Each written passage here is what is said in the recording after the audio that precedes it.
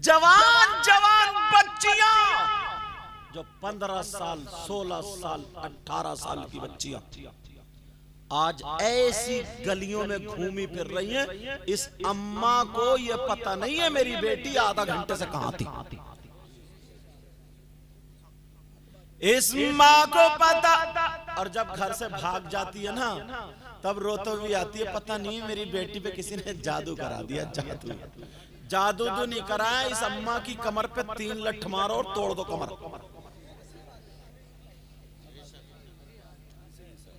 पहले इस माँ को देखो, माँ को।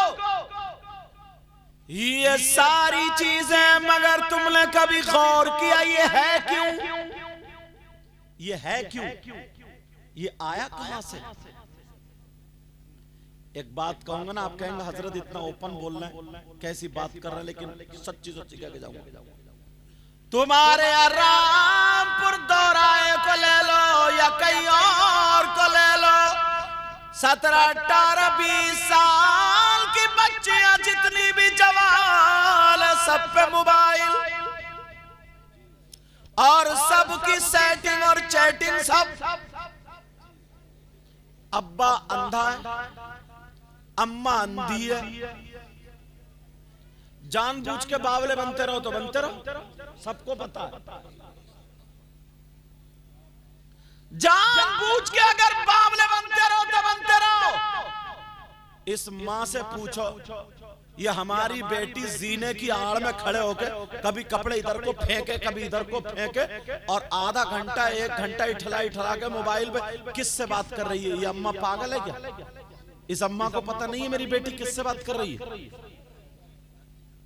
कौन सा ऐसा रिश्तेदार है इसका? चलो अब्बा कहीं मुरादाबाद या काम करने चला गया, ये अम्मा क्या पागल है क्या? मगर पागल की बात कर रहा, शादीशुदा कई बच्चों की अम्मा हो गई, जवान बेटी, बूढ़ी बुड़खल्लो, बूढ़ी घोड़ी, नई लगाम, मुंह पे उल्टा सीधा लगा, गोंफे लगा के ये भी गिजराती फिर रही है।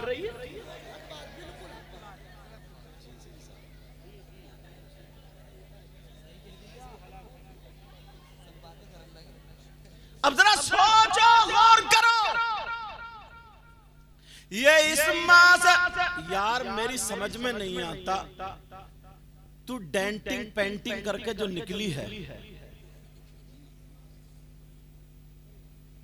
जरा नबी की हदीस सुनो। नबी फरमाते, मेरी बहन सुन ले, भाई सुन ले, नबी फरमाते अगर कोई लड़की या लड़का यानी मर्द और औरत जो एक दूसरे के गैर हैं, अगर किसी के हाथ में आते एक मर्तबा दे दे, नियत खराब हो तो अल्लाह ताला उसकी कब्र में 99 अज़दहे पैदा कर देता है।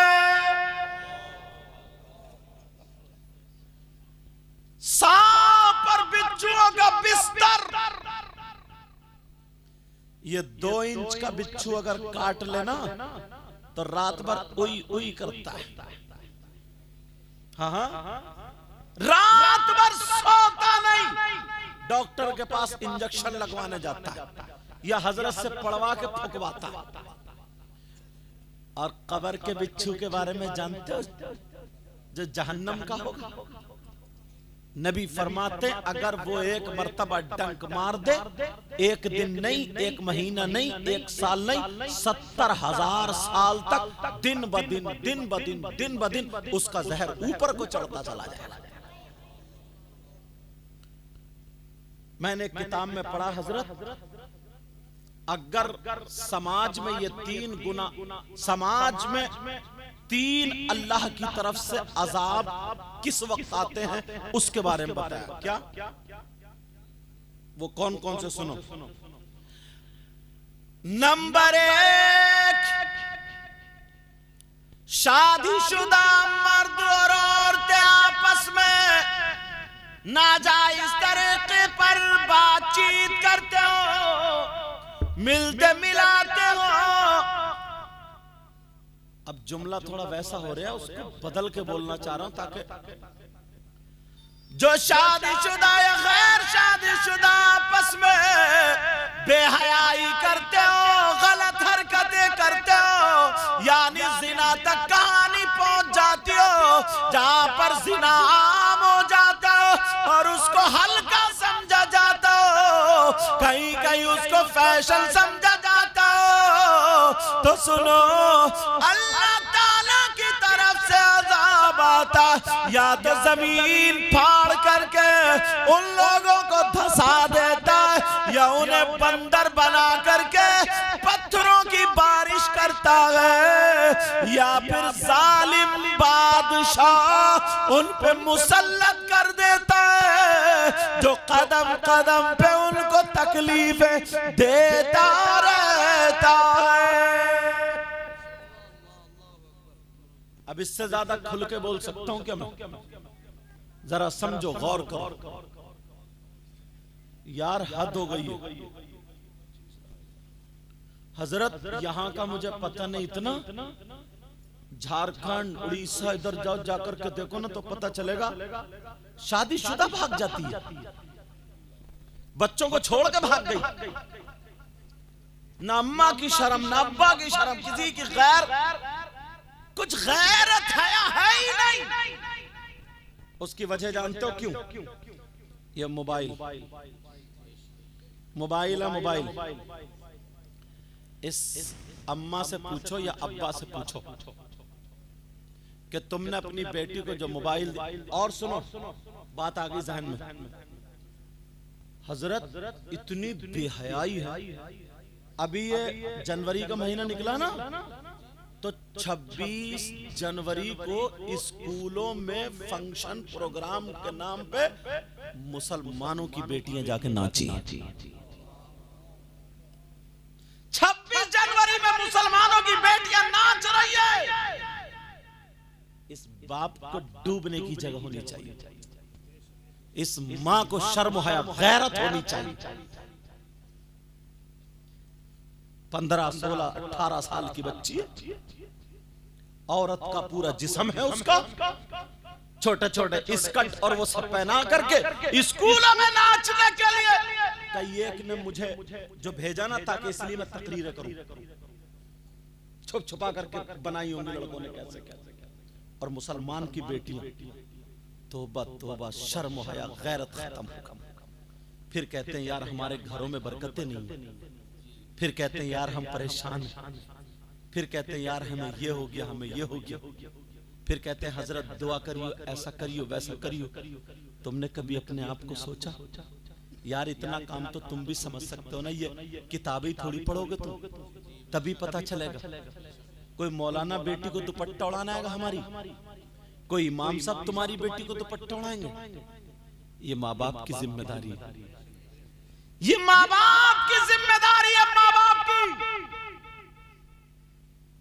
मगर सबको बिल्कुल आजाद कर दिया, बिल्कुल छोड़ दिया।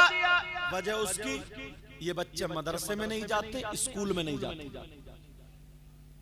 छोटे छोटे बच्चे पैसों से खेल रहे, छोटे छोटे बच्चे जुआ खेलने लगे, 4-4, 5-5 लड़के इकट्ठे हुए, वो रगड़ा, वही क्या चीज होती है, इसमें उसमें वो सब रगड़ी और उसमें भरी सिगरेट में, और पीते हुए धुआं छोड़ते फिर रहे। न इसकी माँ को खबर है, न इसकी बाप को खबर है। अरे तुम तो माँ बाप हो ना, ये कौन सुधारेगा? वाला कौन? ये किसी और की जिम्मेदारी नहीं है प्यार। तुम्हें क्या पता है इस्लाम कैसे हम तक पहुंचा? अगर इजाजत तो तारीखी वर्क रख, इजाजत है। दूसरी जंग है जिसका नाम जंग ओहद। मेरे नबी भी जंग में शरीक है, साहबा भी शरीक है, तकरीबन 70 साहबा इसमें शहीद हो गए। अल्लाह अल्लाह सब जख्मी लेटे हुए, मेरे नबी के सामने एक जालिम आ गया जिसका नाम इब्न क़य्यिम था। शायद तुम्हें मेरी बातें कड़वी लग रही हो, सोच रहे होगे यार हमें तो कोई ऐसा मौलाना होता ना कि एक हिकायत सुनाता और जन्नत के दरवाजे पे छोड़ के आता, बस फ्री में जन्नत मिल जाती। बस एक नारा लगाते और फ्री में जन्नत में चले जाते। मेरे नबी अल्लाह आका भी हैं, उनके सामने एक जालिम इब्ने क़य्यिम आ गए तलवार लेकर के। मेरे नबी खौद ओढ़े हुए थे, जंग की टोपी ओढ़े हुए थे।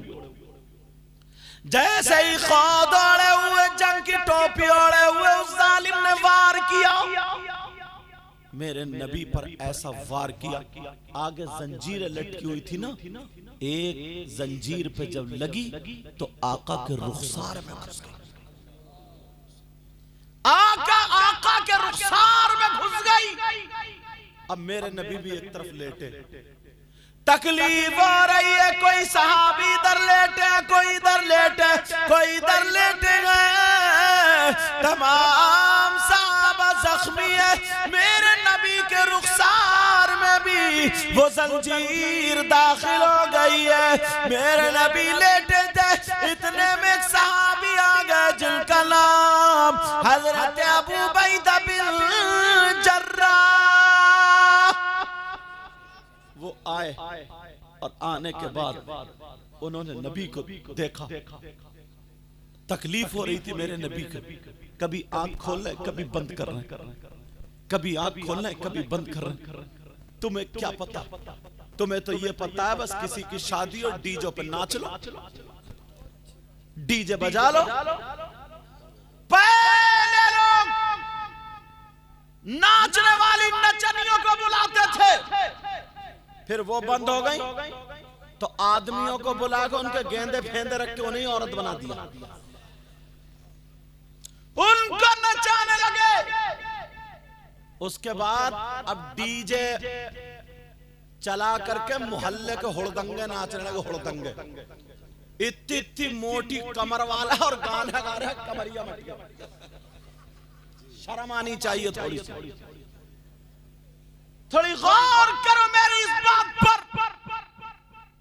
तुमने जो ये डीजे वीजे ढोल ताशे गाजे बाजे सिर्फ हरी पट्टी बांध ली और कूदरिया नाच रिया, हो गया तो सुन्नी, हो गया तू जन्नती, हो गया तू कामयाब। मेरे नबी की जिंदगी जरा देखो, आका की जिंदगी देखो, आमना के लाल की जिंदगी देखो।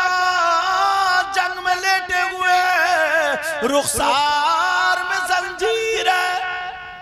अगर एक कांटा भी लग जाता ना तो कितनी तकलीफ होती, एक कांटा भी लग जाता। हजरत अबू उबैदा बिन जर्राह आ गए। जैसे आए उन्होंने सोचा आका की ये जंजीर कैसे निकालूं। हजरत अबू उबैदा बिन जर्राह ने ऐसे करके वो जंजीर पकड़ी और एक हाथ खोद पे लगाया, और लगाने के बाद जब ताकत लगाई तो अंदर का गोश्त आने लगा। मेरे नबी के चेहरे पे तकलीफ के असरात जाहिर होने लगे। जैसे ही तकलीफ के असरात जाहिर हुए, हजरत अबू उबैदा बिन जर्राह ने अपने हाथ रोक लिए, अपने हाथ छोड़ दिए, अपने हाथ रोक लिए। कहा आका मेरी जान आप पे कुर्बान, मेरे माँ बाप आप पे कुर्बान। आका आपको तकलीफ हो मैं ये हरगिज बर्दाश्त नहीं कर सकता, लेकिन फिर भी तो जंजीर अंदर ही रह जाती है। अल्लाह अब निकाले तो निकाले कैसे। हजरत अबू उबैदा बिन जर्राह अब वो जंजीर को दोबारा पकड़ते हैं। जैसे ही पकड़ने के बाद फिर दोबारा उसको खींचते हैं। इधर खींचना था, फिर आका के चेहरे पे तकलीफ के असरात जाहिर होने लगे। मेरे नबी के चेहरे पे जब तकलीफ के असरात जाहिर हुए, हजरत अबू उबैदा बिन जर्राह ने फिर रोक दिया। जैसे ही हाथों को रोका, अब मेरे नबी कह रहे हैं अबू उबैदा निकालो, अबू उबैदा निकालो, अबू उबैदा निकालो। आका मुझे बहुत दर्द हो रहा है। आका आपके चेहरे को देख करके, तकलीफ को देख करके अबू उबैदा के हाथ आगे नहीं बढ़ रहे हैं। दो रिवायतें आती हैं, एक तो ये है कि अबू उबैदा बिन जर्राह ने अपने आंखों से पट्टी बांधी थी। दूसरी रिवायत यह है हजरत अबू उबैदा बिन जर्राह ने अपनी आंखों को बंद किया था और बंद करने के बाद उस अपने दांतों से जंजीर पकड़ी जो मेरे आका के रुखसार में लगी हुई थी। अपने दांतों से जंजीर पकड़ते हैं और खोद पर लगाते हैं। जैसे ही खोद पर हाथ लगाए और जंजीर पकड़ के अबू उबैदा बिन जर्राह ने आंखों को बंद करके और जब झटका मारा था, अबू उबैदा बिन जर्राह ने जब जंजीर निकाली तो जंजीर तो निकल गई मगर दांत भी टूट जाते हैं। जैसे ही दांत टूटे मेरे आका के यहाँ से खून का फव्वारा निकलता है, खून निकलना शुरू हो जाता है। ओ औरतों, आज जो तुम फैशन करती फिरती हो, आज जो सर पे दुपट्टा नहीं ओढ़ती हो, आज जो शादियों में तुम ये बड़े बड़े पार्लर और कौन कौन से शरारे खरारे पहन करके उधर को जाती है जिधर को मर्द खड़े होते हैं। ओ मेरी बहन सुन ले, वो मदीने की औरतें थी, उन्हें पता चला हमारा शौहर जंग में जख्मी हो गया है, हमारा भाई जंग में जख्मी हो गया है, हमारा बाप जंग में जख्मी हो गया है। ये मदीने की औरतें घर में नहीं बैठी, उन्होंने अपनी चादरें ओढ़ी थी, जिस्म नहीं दिखाया था। देखो इस्लाम का झंडा ये औरतें लेकर के चलती हैं। उन्होंने जो था अपना जिस्म नहीं दिखाया बल्कि चादर ओढ़ी। मदीने में औरतों ने दरवाजे खोल दिए। जैसे ही दरवाजे खोले और जंग के मैदान में आ जाती है। उन औरतों में आने वाली नबी की बेटी सैयदा फातिमा भी थी, हसन हुसैन की माँ सैयदा फातिमा भी थी, अली की बीवी सैयदा फातिमा भी थी, सैयदों की दादी सैयदा फातिमा भी थी, जन्नती औरतों की सरदारा सैयदा फातिमा भी थी। जब इन्होंने देखा मेरे बाबा यहाँ पर लेटे हुए हैं, जब औरतें मैदान में आती हैं वो सारे लोग हट जाते हैं। अब अपने अपने जख्मियों को देख रही है। अरे आज तू मोबाइल से सेल्फी ले रही है, आज तू किसी लड़के से बात कर रही है, आज शादीशुदा होकर के भाग जाती है। तुझे शर्म आनी चाहिए, तुझे गैरत आनी चाहिए। मेरे नबी की बेटी सैयदा फातिमा अपने बाबा के पास आकर के बैठ जाती है और कह रही है बाबा,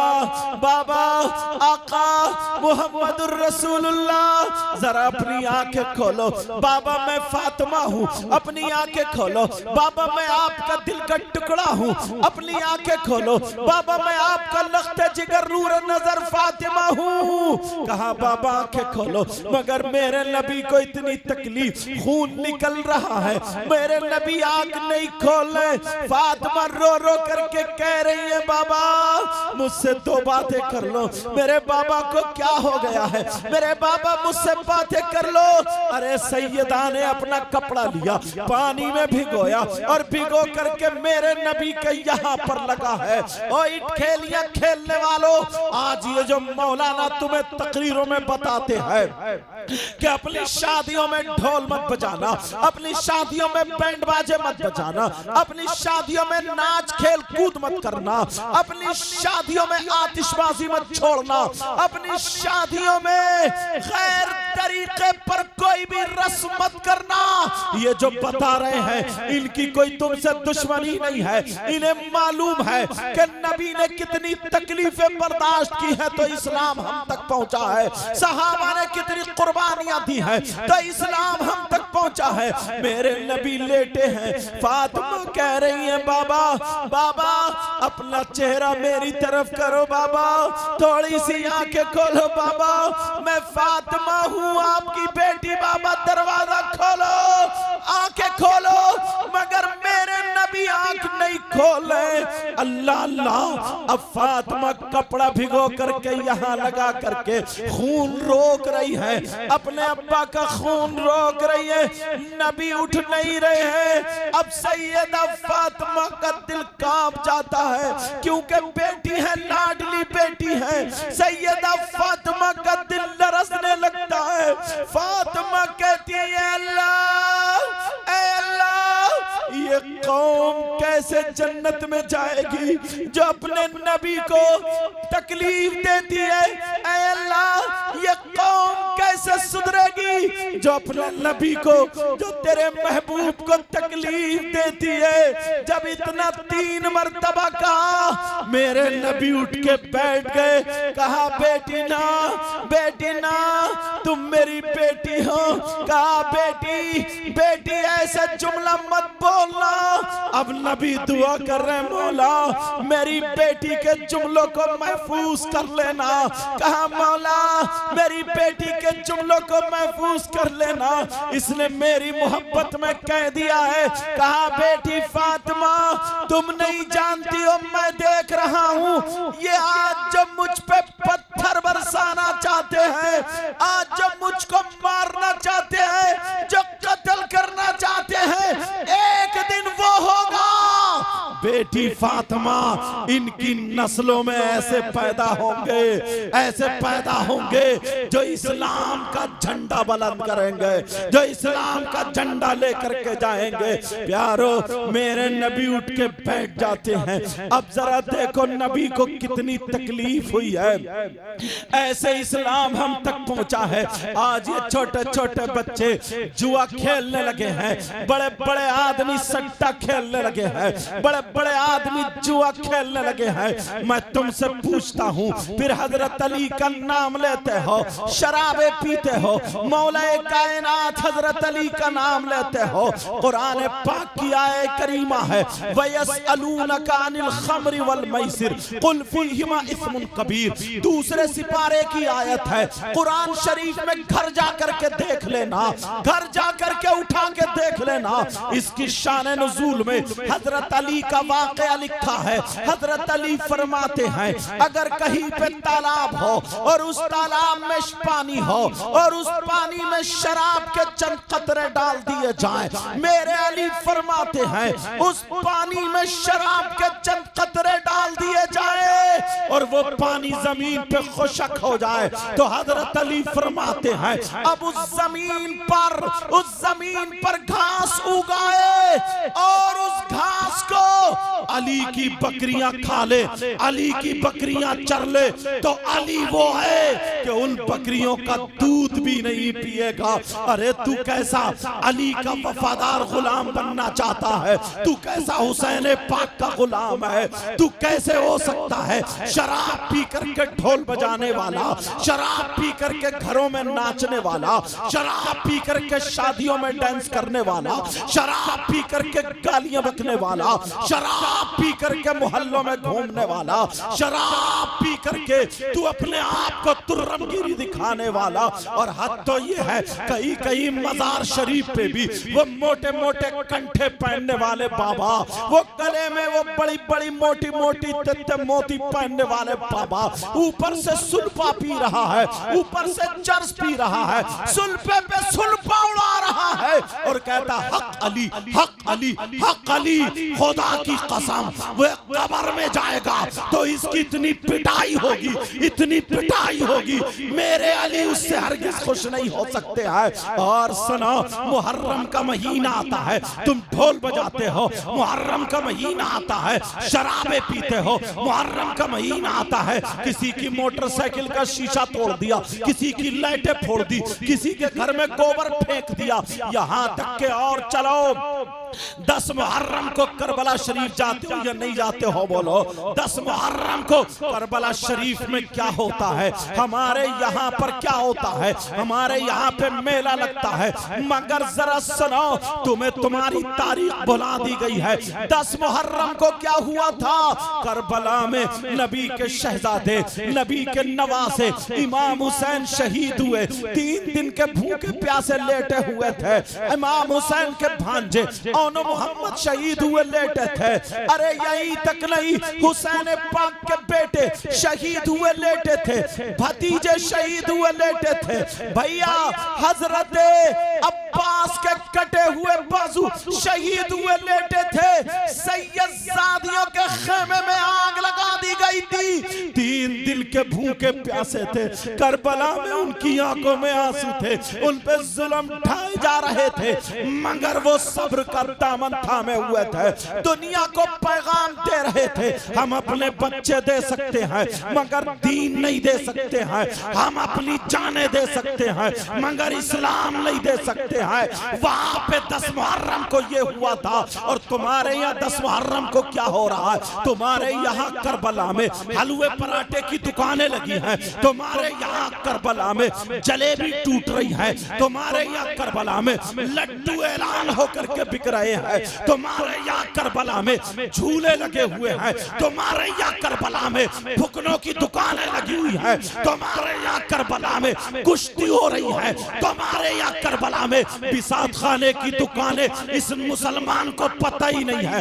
छोटे छोटे बच्चों को कांधे पे बिठा करके करबला लेके जाता है, वहां से फुकने ला रहा, खिलौने ला रहा, गुड़ियां ला रहा है, और हाथ तो ये है इन मुसलमानों की जवान जवान बेटियां करबला शरीफ को जा रही है। मैं पूछना चाहता हूँ ये बेटियां करबला को क्यों जा रही है? जरा बताओ करबला क्यों जा रही है? फैशन करके, लाली लगा के, क्रीम पाउडर लेके, मोबाइल हाथ में है और करबला को जा रही है। बिसात खाने की दुकान में वहां पे क्रीम पाउडर खरीदे जा रहे हैं और लफंगे 10-20 लड़के, लफंगे लड़के वो औरतों के मेले में टकराते फिर रहे हैं, औरतों के मेले में घूम रहे हैं। इन्हें शर्म आनी चाहिए।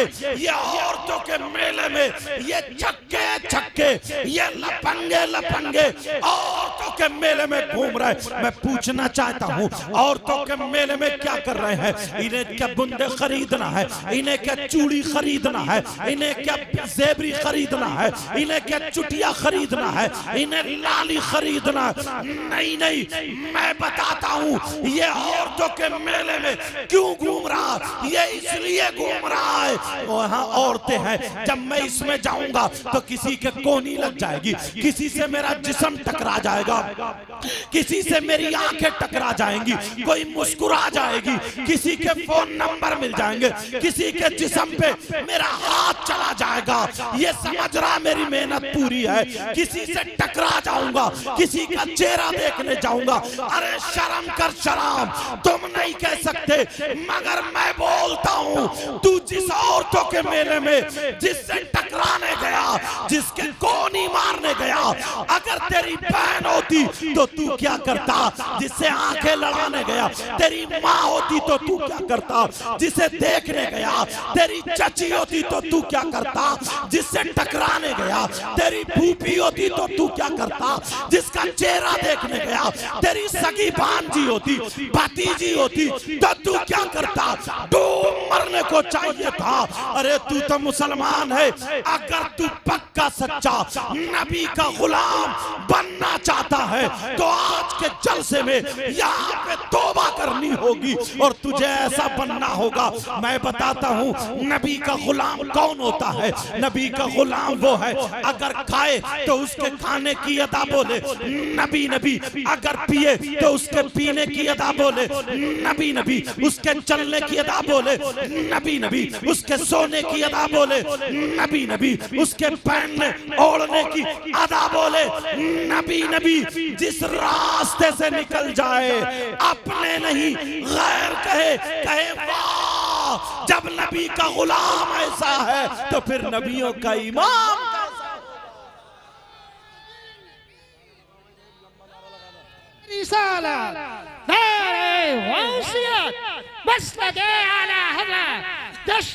दस्तार बंदी हजरत अल्लामा सैयद मुकम्मल माउसाई क़िबला उलमाए सुन्नत दारे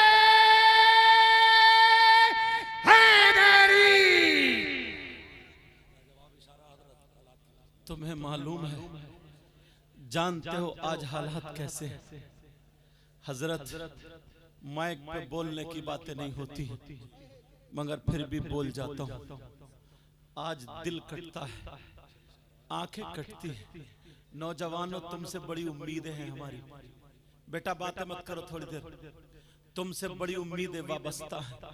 तुम्हें मालूम है उस जगह का नाम लेना नहीं चाहता हूँ अभी मैं रांची के आगे था 2-4 दिन पहले, बंगाल उधर झारखंड समझे तकरीर करने गया था। वहां की 3-4 लड़कियां गैर मुस्लिम लड़कों के साथ लखनऊ में पकड़ी गई। समझे वहां की इधर की गैर मुस्लिम लड़कियां मुसलमानों के लड़कों के साथ में पकड़ी गई। तुमने जो अपनी बेटी को आज मोबाइल दे दिया ना, समाज में आग लग रही है, आग। सही बता रहा हूं, समाज में आग लग रही है। कितनी मुसलमान बच्चियां गैर मुस्लिमों के साथ, कितनी गैर मुस्लिम बच्चियां मुसलमानों के साथ। तुम क्या समझते हो इस्लाम इसकी इजाजत देता है? हरगिज नहीं देता प्यारे। इज्जत इज्जत होती है। जैसे अपनी बहन बेटी की इज्जत करते हो, वैसे ही अगर गैर मुस्लिम की बच्ची है उसकी भी वैसे ही इज्जत करना। नबी का गुलाम वो नहीं होता है कि अपनी बहन बेटी की इज्जत बचाए दूसरे की लूटे। नबी का गुलाम वो नहीं होता है। नबी का गुलाम वो होता है जब चले तो नजरें नीचे करके चले, जब चले तो नजरें झुका करके चले। मैं तुमसे पूछना चाहता हूँ, तुम 3 रोटी खाते हो तो कम से कम 1.5 की अकल रखो प्यारे। कितने बाप ऐसे होंगे जिनकी बेटियों पे, जवान बेटियों पे मोबाइल होगा। अब मुझे बताओ, तुम्हारे यहाँ शादी होती होगी, अगर 50 बच्चियां होंगी, सही बता रहा हूँ, सुन लेना मेरी ये बातें, अगर 50 बच्चियां होंगी तो एक बच्ची के भी सर पे दुपट्टा नहीं होगा, उसके सीने पे दुपट्टा नहीं होगा, दुपट्टा इधर आधर पड़ा होगा। अरे तू कैसा बाप है, अपनी जवान बेटी का जिस्म देख रहा है? तू कैसा भाई है, अपनी सगी जवान बहन का जिस्म देख रहा है? तू कैसा चचा है, अपनी भतीजी का जिस्म देख रहा है? तू कैसा मामू है, अपनी भांजी का जिस्म देख रहा है? पहले लोगों से पूछो, पुराने लोगों से पूछो, अगर इनमें कोई पुराना हो, इनकी बहन इनके सामने संभल के खड़ी नहीं होती थी। छोटा भाई बड़े भाई के सराहने नहीं बैठता था।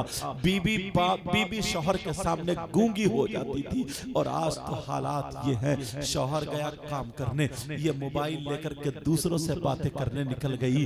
कई बच्चे हैं, शौहर किसी का दिल्ली चला गया और ये मोटरसाइकिलों पे घूम रही है, ये होटलों पे जा रही है। बहुत अंदर की बात बता रहा हूं, हो सकता तुम्हें बुरी लगे, लेकिन प्यारो सुन लेना, आज दुख हमें ही होता है। अरे तू कैसी है, तुझे शर्म आनी चाहिए।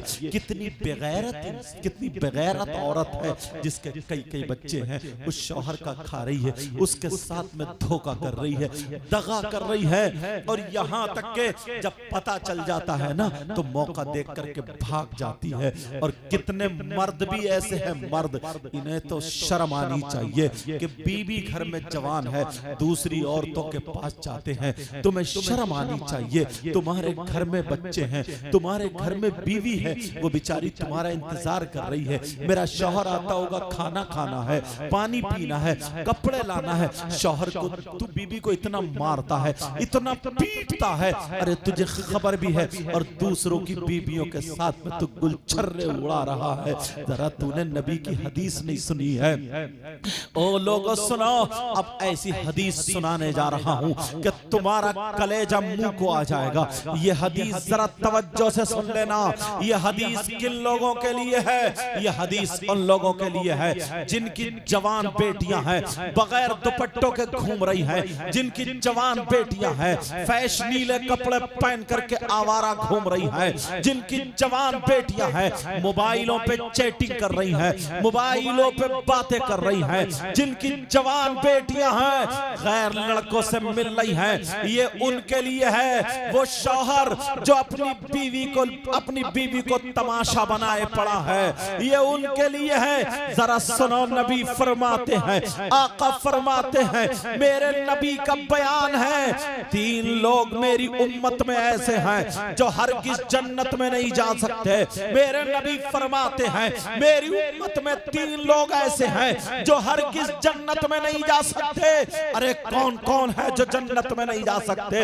एक तो माँ बाप का नाफरमान है, वो जन्नत में नहीं जा सकता। दूसरा कौन नहीं जा सकता? सुनो, दूसरा दयूस जन्नत में नहीं जा सकता। अरे दयूस कौन है? दयूस वो माँ बाप है जिसकी बेटियां आवारा घूम रही हो, जिसकी बेटियां गैर लड़कों से मोबाइल पे बातें कर रही हो, वो माँ बाप दयूस है, दयूस है। और नबी फरमाते हैं दयूस जन्नत में नहीं जा सकता। और नबी जिसे मना कर दे तो कोई पीर उसे जन्नत में नहीं ले जा जा सकता, अगर नबी मना फरमा दे कोई मौलाना जन्नत में नहीं ले जा सकता, अगर नबी मना फरमा दे तो उसकी नमाजें जन्नत में नहीं ले जा सकती, उसके रोजे जन्नत में नहीं ले जा सकते। नबी मना फरमा दे तो कोई माई का लाल उसे जन्नत में नहीं ले जा सकता, और जिसकी बेटियां आवारा घूम रही है वो हरगिज जन्नत में नहीं जाएगी। ये नबी का फैसला है। बेटा माइक को संभालो थोड़ा, माइक को थोड़ा बढ़ाओ। ये नबी का फैसला आज। मगर वजह क्या बताऊं? अब्बा है अब्बा, सबसे पहले तो ये अब्बा ही पिटने का है। माफ करना, बात थोड़ी कर रही। अरे तू कैसा पागल इंसान है? कौन सा ऐसा रिश्तेदार है जो मोबाइल पे बात करने को बेटी के लिए दे दिया? इसका कौन सा कारोबार चल रहा है? ट्रक चल रहा है, बसें चल रही हैं, फैक्ट्री कारखाना क्या चल रहा? क्यों दिया बेटी को मोबाइल? अगर मोबाइल नहीं देता क्या पूरा खानदान भूखा मर जाता? पूरा खानदान खत्म। आज जो ईसाइयों का तरीका घर में, यहूदियों का तरीका घर में, ये सारे तरीके इसी मोबाइल के जरिए। जो लड़की रामपुर दोराहा से निकल के कभी बाहर नहीं गई, उसके पास बंबई का फैशन कहां से है बोलो? उसके बाल कहां से कटे? तू तो भैया है ना भैया, तू तो कम से कम अपनी बहन के सर पे आंचल रख देता। मगर भैया तो इतना बड़ा नचकैया है, भैया का पता ही नहीं चलता है इधर का या उधर का, बीच का है बीच का। बाज बाज तो बिल्कुल छक्का लगता है, छक्का। न दाढ़ी न मूछ, ऐसा लगता है जैसे उबला हुआ आलू।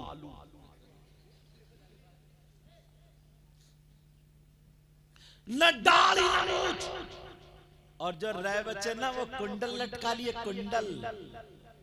यही कमी और रह गई थी। और जो रहा ना तो यहाँ टेटू बनवा रहा, गर्दन पे टेटू, हाथ में वो भी कड़ा। और अब तो लड़के कंगा लगा रहे। कंगा कहां जाएगा? कहां ठुमका मारेगा जाके? अब तू मर्द तो रहे नहीं, ये पुराने मर्द थे जो लाठी लेके चलते थे, ये मर्द थे। मुहावरा बोला जाता था, मुहावरा क्या मालूम है? कि चल हट, चूड़ी पहन ले, चूड़ी।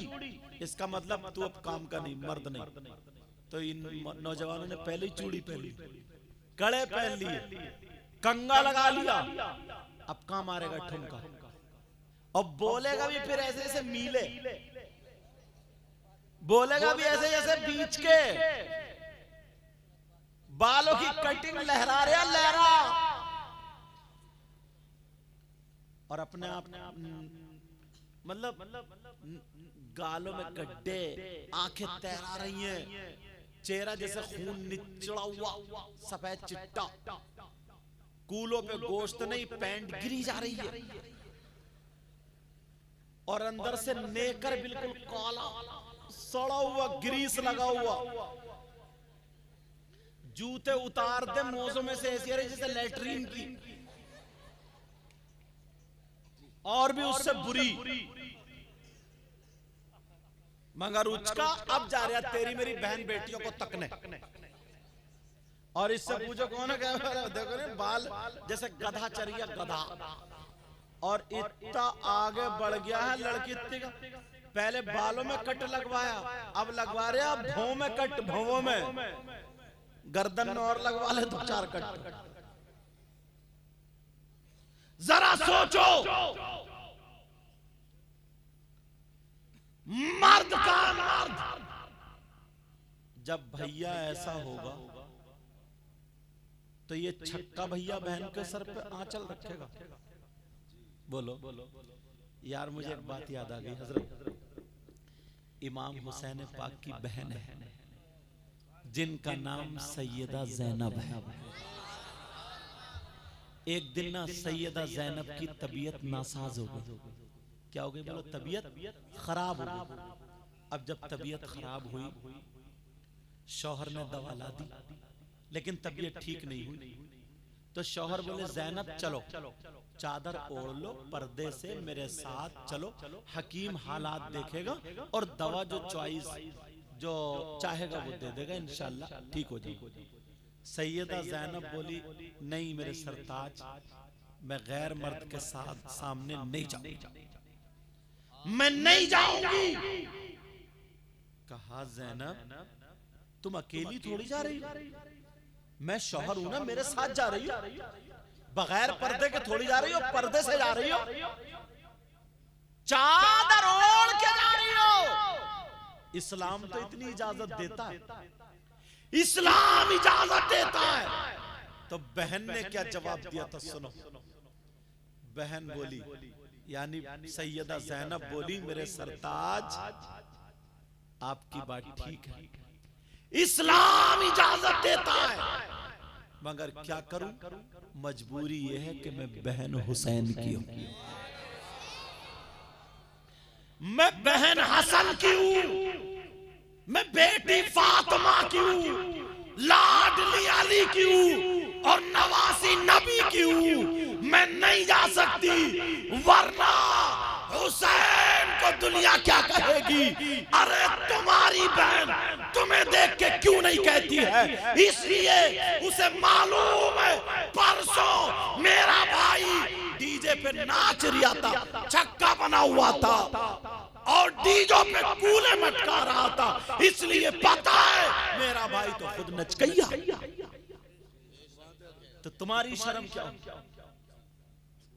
बाज बहन को पता है मेरा भाई किससे मोबाइल पे बात करता है, अब वो शर्म करेगी। अम्मा को भी पता है मेरी बेटी किससे बात करती है, अम्मा और शह देती है, जा जा, अगर भाग जाएगी ना तो जहेज देना नहीं पड़ेगा, जा जा ऐसे नहीं। शादियों में तुमने देखा होगा ये अम्मा कुंवारी बेटियों को सजा सजा के मोती सितारे चमक दमक सारे कपड़े पहने क्यों ले जा रही है अम्मा? और अम्मा ये बूढ़ी घोड़ी नई लगाम पुरानी दीवार नया पैंट, ये और लदी पड़ी है, ये और पुती पड़ी है। और गिजरा के जब आई ना घर तो अपने शौहर से क्या बोली सुनो तो, अपने शौहर से क्या बोली, बोली सुनो तो पूरी बारात तो आज हमें ही माँ बेटियों को देख रही थी, कुएं में नहीं गिरा गया तुझसे, पूरी बारात हमें माँ बेटियों को देख रही थी। और कई औरतें तो ये कह रही थी ये माँ बेटी थोड़ी बहने बहने लग रही है, बहने बहने। कब्र में इसका गला फाड़ दिया जाए, ऐसा गुर्ज पड़ेगा कि 70 मील जमीन में धंसा दिया जाएगा। ये बस लिए इधर की इधर इधर चुर चुर बोल जाएंगे, बहने बहने लग रही है, शर्म आनी चाहिए, गैरत आनी चाहिए। नबी की बेटी सैयदा फातिमा, अल्लाह एक दिन हजरत अली के पास बैठी, हजरत अली भी बैठे। हजरत अली बोले फातिमा तुमने मेरे साथ में जिंदगी गुजार रही हो, ये एक एक जोड़ी कपड़े में पूरा साल गुजारती हो, सूखी रोटी भी खा लेती हो, तुमने मुझसे आज तक कुछ मांगा नहीं। फातिमा मैं चाहता हूं आज तुम कुछ मुझसे मांग लो। फातिमा बोली सरताज तुम खुश हो तो मैं खुश हूं, आप राजी हो तो मैं राजी। फातिमा की जिंदगी है, मेरा शौहर राजी हो जाए, मेरे बाबा राजी हो जाए, अल्लाह राजी हो जाए। का नहीं फातिमा कुछ मांग लो। फातिमा बोली मांग लो। का जी मांगो। सोच रहे होगे कि सोना मांगेंगी, चांदी मांगेंगी, मगर मेरी बहनें सुन ले, नबी की बेटी ने मांगा क्या? कहा फातिमा वो मांगना जो तुम्हें सबसे ज्यादा पसंद हो। अब नबी की बेटी की पसंद देखो क्या, नबी की बेटी की चॉइस क्या, चॉइस अपने घर जाकर के ये बात बता देना। फातिमा जो तुम्हें ज्यादा पसंद हो वो मांगो। फातिमा बोली सरताज मांग लूं? का जी मांगो, आज तो सोने का पहाड़ मांगो, मैं अली सोने का पहाड़, आज जो चाहो मांगो। मगर फातिमा की नजरें नीचे को हुई, आंखों में आंसू आ गए। अब आंखों में जब आंसू आए, अली कहने लगे फातिमा ये तो खुशी की बात है, ये कोई रोने की बात थोड़ी है, आंखों में आंसू क्यों? फातिमा मांगना था।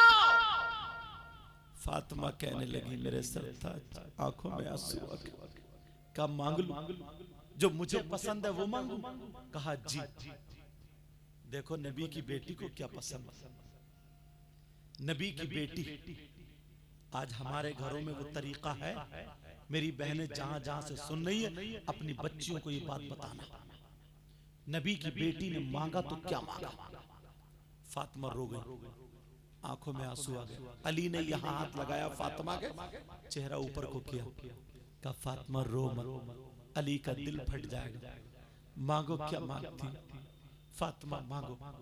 अब फातिमा रोती जा रही है और कहती जा रही है, कह रही है मेरे सरताज मांग लूं का, फातिमा मांगो। फातिमा बोली अली जब मेरा इंतकाल हो जाए, जब मेरी रूह निकल जाए, जब मैं दुनिया से चली जाऊं, मेरे सरताज मेरी मांग सुन लो। फातिमा बोली अली जब मेरा इंतकाल हो जाए तो मेरा जनाजा दिन में नहीं बल्कि रात में निकालना। अली कहने लगे फातिमा क्यों? कुरान में ऐसा नहीं है कि औरतों का जनाजा रात में निकाला जाए, हदीस में भी नहीं है कि औरतों का जनाजा रात में निकाला जाए। फातिमा तुमने ऐसा क्यों कहा? फातिमा बोली सरताज मेरे अली आपने ये कहा जो फातिमा को पसंद हो, तो मुझे जो पसंद हो मुझे यही पसंद हो का, फिर क्यों इसलिए कहा? तो फातिमा बोली मेरे सरताज मैंने इसलिए कहा जब मेरा इंतकाल हो तो मेरा जनाजा दिन में नहीं रात में निकालना, इसलिए कि जब तक मैं जिंदा रहूंगी किसी गैर मर्द के सामने नहीं जाऊंगी, मैं पर्दा करूंगी पर्दा। फातिमा को पर्दा पसंद है और जब मेरा इंतकाल हो जाए तो फातिमा ये चाहती है रात में निकले ताकि किसी गैर मर्द की मेरे जनाजे पर भी नजर ना पड़े। नबी की बेटी ने क्या मांगा? पर्दा। तो मालूम था तुम्हें? और वो मोबाइल पे फिल्में बनाने वाली बंबई में जाए जिस पे बना वो हो गई बेपर्दा, आधी आधी नंगी। वो हमारी बेटियों ने इख्तियार किया। नबी की बेटी का कुछ और दावा भरते हम नबी के गुलाम हैं। सही बता रहा हूं, तुम पड़ोस को नहीं, मोहल्ले को नहीं, हर माँ बाप सिर्फ और सिर्फ अपने अपने घर की जिम्मेदारी ले ले। हर माँ बाप सिर्फ अपने अपने घर की जिम्मेदारी ले ले तो इंशाअल्लाह माहौल सुधरता हुआ नजर आएगा। जो लोग शराब पीते ना, शराब, अल्लाह आला हजरत ने भी लिखा है, अगर मैं किसी को, सुन लेना ये बात जरा संभाल के, अगर मैं किसी को एक गिलास पेशाब पीने को दूं तो तो क्या वो एक गिलास पेशाब पिएगा? बोलो नहीं। क्यों? इसलिए कि वो नापाक है। यही तो, इसलिए बोलो वो फुकहा फरमाते हैं, आला हजरत ने भी लिखा है कि जैसे पेशाब नापाक है वैसे ही शराब भी नापाक है। अगर एक दरहम से ज्यादा पेशाब लग जाए उसका धुलना जरूरी है, ऐसे ही अगर शराब लग जाए तो उसका भी धुलना जरूरी है। तो जिस मुंह से तुम अल्लाह और रसूल का नाम लेते हो यार, उसी मुंह से एक गंदी चीज पीते हो, शराब पीते हो, ये हराम चीज पीते हो, जिससे हमारा खून बन रहा है, जिससे हमारा गोश्त बन रहा है, जिससे हमारा जिस्म बन रहा है, वो हराम चीज। अल्लाह लिखा है जो मर्द और औरतें गलत काम करते हैं ना, तो जहन्नम में उनकी शर्मगाह सड़ जाए, उनकी शर्मगाह में खून पीप कचलऊ सड़ जाएगी और उन्हें इतनी जोर से पेशाब लगेगा मगर पेशाब नहीं उतरेगा। उनके पेट ऐसे हो जाएंगे जैसे मटके, मसाने उनके भर जाएंगे। क्यों? पेशाब भर जाएगा, पेशाब नहीं उतरेगा। अब वो चीखेंगे, चिल्लाएंगे, पेशाब पेशाब पेशाब करेंगे। उधर वो लोग जो शराब पीते, अल्लाह उनकी प्यास इतनी बढ़ा देगा, जहन्नम में इतनी बढ़ जाएगी, वो कहेंगे हाय हाय कुछ पीने को, हाय कुछ पीने को, कुछ मिले पीने को, कुछ मिले पीने। तो मालूम है ये जो शराबी है ना, शराबी अब अल्लाह के हुक्म से उन लोगों को जिनके पेट बड़े हो गए थे, शर्मगाहें उनकी सड़ गई थी, उनका पेशाब उतरेगा। तो पेशाब जब उतरेगा, शर्मगाहें सड़ गई हैं, तो खून पीप कचलऊ गंदा मैल और पेशाब, ये सारी चीजें और जहन्नम की काली आग, ये सारी चीजें मिल करके एक गड्ढे में, हौज में जमा हो जाएंगी। और ये शराबी जब तड़पेंगे शराब के लिए, तो इनको वो गंदा मैल और पेशाब पिलाएगा। अल्लाह मेरी तौबा। बोलो आज के बाद कोई शराब पिएगा? पिए? हाथ उठाओ सब लोग, हाथ उठा के तौबा करो, हाथ उठा के, जो पीता हो या ना पीता हो उठाओ हाथ। बोलो या अल्लाह आज के बाद हराम चीज से दूर रहेंगे और नमाजों की पाबंदी करेंगे और तमाम बुराइयों से बचते रहेंगे। सही बताऊं? तुम दो दो एक एक करके ना, तवज्जो रखो मेरी तरफ, दो दो एक एक करके अगर ऐसे ही संभलते रहे तो इंशाअल्लाह एक दिन वो होगा कि हम और आप कामयाब हो जाओ। बोलो इंशाअल्लाह। नमाजों की पाबंदी होगी। तुम्हें कोई शख्स ऐसा मिल जाए, बात थोड़ी कड़वी है, सुन लियो, जो बेटा, सगा बेटा अपनी मां के साथ गलत हरकत करता, कितना नीच होगा, कितना बुरा होगा, कितना जलील होगा। उससे खराब कोई हो सकता है जो सगा बेटा अपनी मां के साथ जिना करना, जिस मां ने 9 महीने पेट में रखा, जिस मां ने दूध पिलाया। है कोई ऐसा? तुमने देखा आज तक? अगर मिल जाए तो उससे दोस्ती करोगे? बोलो, उसे प्लेट में खिलाओगे? उससे रिश्तेदारी करोगे? और अगर तुम में से कोई हो तो तौबा करोगे? अब मैं हदीस सुनाने के लिए जा रहा हूं। कौन है वो? आज के दौर में 10% हो गए हम। मर सकता है मगर मां के साथ गलत हरकत नहीं कर सकता। वो कौन है? सुनो, नबी फरमाते हैं सूद और ब्याज। नाम सुना होगा तुमने, सूद और ब्याज। आका फरमाते हैं जो इसका गुनाह होता है उस गुनाह के 70 दर्जात। कितने बोलो? 70 दर्जे। इतना बड़ा, इतना बड़ा, इतना बड़ा, इतना बड़ा, 70 दर्जात। एक बड़ा वाला, फिर उससे छोटा, फिर उससे छोटा, फिर उससे छोटा, फिर 70वां सबसे छोटा। दूसरी हदीस में 73 दर्जों का जिक्र है। 70 दर्जों में सुनो, सबसे छोटा वाला दर्जा जो है उसका गुनाह और पाप ऐसा है जैसे सगे बेटे का मां के साथ जिना। कोई सूद का रुपया खाएगा, कोई ब्याज का रुपया खाएगा।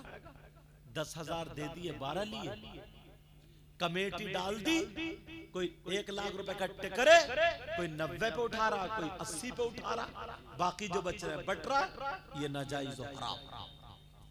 हाँ, अगर 10-10 हजार रुपए इकट्ठे करके 1 लाख जमा कर लिए, उसमें कोई घटाओ बढ़ाओ नहीं है, वैसे ही जिसको जरूरत हो वो दे दो, अगले महीने में दूसरा ले लो या कुरानदाजी कर लो, तो ये जायज। समझ में आ रही बात? नबी फरमाता। अच्छा, नबी की बात गलत हो सकती है क्या? एक हदीस आखिरी दर्जे की सुना रहा हूं। कितना खराब बेटा होगा यार, जो अपनी माँ के साथ, जुमला बोलने में भी थोड़ा वो हो रहा है, जो अपनी माँ के साथ मुंह काला करे, ऐसे समझो, गलत नजर कर। कौन है वो? सूदी और ब्याजी। सूद और ब्याज का लेने वाला, देने वाला, उसके गुनाह के नबी फरमाते 70 दर्जे। छोटे वाले दर्जे का इतना गुनाह है, और बाकी 69 बड़े बड़े बच्चे, उनका कितना होगा? कोई खाएगा, सट्टा लगा दिया, 500 रुपए कमाए, 200 रुपए बचा लिए, 300 का सट्टा लगा दिया, और रात को सो गया कि अब तो मैं सुबह को अनिल अंबानी हो जाऊंगा। आज तक कभी कोई सट्टेबाज मालदार हुआ? आज तक कभी भी कोई सट्टेबाज कहीं भी मालदार हुआ? बल्कि बीबी को और बेच के चला गया। ऐसी मिसालें सुनने में आई हैं हजरत। घर बेच दिया, बीबी दूसरों के पास छोड़ दी, रख दिया। सट्टा, ब्याज, जुआ, हराम का लुकमा हरगिज नहीं जाना चाहिए हल्का में। बोलो जाएगा तो नहीं? बोलो जाएगा तो नहीं? एक चीज और सुनो, इस मोहल्ले का क्या नाम है जरा? मोमिन नगर। सही साहब, मोमिन नगर। इस मोमिन नगर में कोई ऐसा है जिसके भाई का इंतकाल हो जाए, उसका भाई मर जाए, और वो अपने मरे हुए भाई का गोश्त नोच के खाता हो? कोई औरत है ऐसी जो अपने मरे हुए भाई का गोश्त खाती हो? तुम्हारे मोमिन नगर में अगर कोई अपने मरे हुए भाई का, मुर्दा भाई का गोश्त खाए, उससे रिश्तेदारी करोगे, दोस्ती करोगे, साथ में रहोगे, दस्तरखान पे खिलाओगे? हाँ ना तो बोलो। और अगर तुम हो तो तौबा करोगे? बोलो, तौबा करोगे? मेरी बात भी गलत हो सकती है, इनकी भी गलत हो सकती है, तुम्हारी भी गलत हो सकती है, अल्लाह का कलाम गलत हो सकता है, कुरान शरीफ गलत हो सकता है। ज़ालिकल किताबुल ला रैब फीह, ये वो कलाम है जिसमें शक की गुंजाइश तक नहीं। अब कुरान की आयत से साबित कर दूं कौन है वो, चेहरे दिखा दूं कौन है जो अपने मरे हुए भाई का गोश्त खाते हैं, बता दूं? सोचोगे यार ये मौलाना कैसे बुला ले, ये तो सारी पोल खोले दे रहे हैं। कुरान है, कुरान, कुरान की आयत पढ़ रहा हूं। बिस्मिल्लाहिर्रहमानिर्रहीम। वला यग़्तब बअदुकुम बअदा अयुहिब्बु अहदुकुम अन यअकुल लहम अखीहि मैतन फकरिहतुमूह। पूछो इनसे, बड़े बड़े अच्छा कारी है, हाफिज है, पूछो हाफिज है नहीं? ये कुरान की आयत, ये कुरान की आयत। इसका तर्जमा घर जाके देख लेना, वरना मैं तर्जमा कर रहा हूं। अल्लाह फरमाता है, अगर कोई आपस में एक दूसरे की गीबत करता है, बदी करता है, चुगली करता है, पीठ पीछे बुराई करता है, चौराहे पे बैठा और बस तड़पड़ मार दी 2-4 बुराइयां। तुमरे हमारे मौलाना लोगों में भी ये आदत आ गई थोड़ी, बहुत सारी बुराइयां चौराहों पर। और औरतें, इनके पेट में हसद, कीना, बगावत, इनका चेकअप कराओ ना तो फेफड़े खराब, हसद की वजह से गैस इतना जलती है ना। अगर किसी की लड़की का रिश्ता अच्छा हो जाए तो इसे दौरा पड़ गया। अरे पागल, तुझे क्या, इसकी तबीयत खराब, उसका अकेला बेटा था, उसके यहाँ उसकी बेटी का रिश्ता हो गया, ले ये खाना ही नहीं खा रही है। और ये कुटनी ना कुटनी किसी भी तरकीब से पहुंच जाती है वहां। पहुंची इतनी भोली बन के, सीधी बन, जबकि भोली नहीं है ये, और सीधी बने, सलाम कलाम हुआ तो बोली थोड़ा सा पान खाने आई थी। अच्छा पान खाने तो आग लगाने आई थी।